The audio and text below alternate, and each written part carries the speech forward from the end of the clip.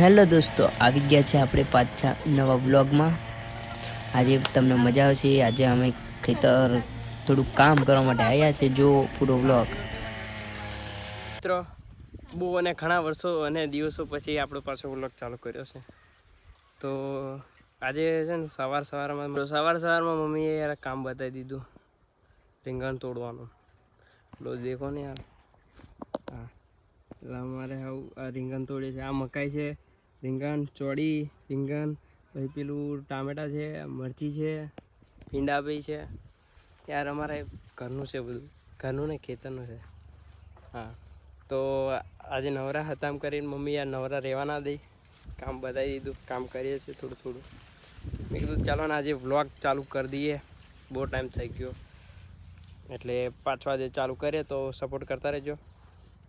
નવા એમ થોડા વ્લોગ લાવશું આપણે બી, બહુ વધારે એમ રાહ ના દેખાડીએ તમને। તો ચાલો થોડું કામ બી કરી લઈએ।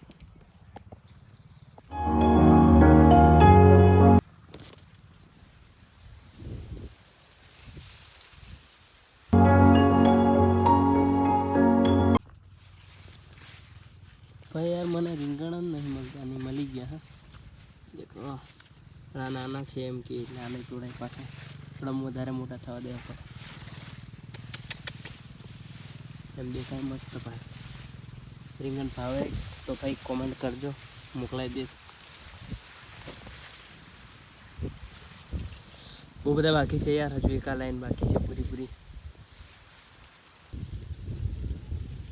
કાલા જામુન, મોટા જાંબુડા। દોસ્તો આ મેથીની ભાજી પણ છે।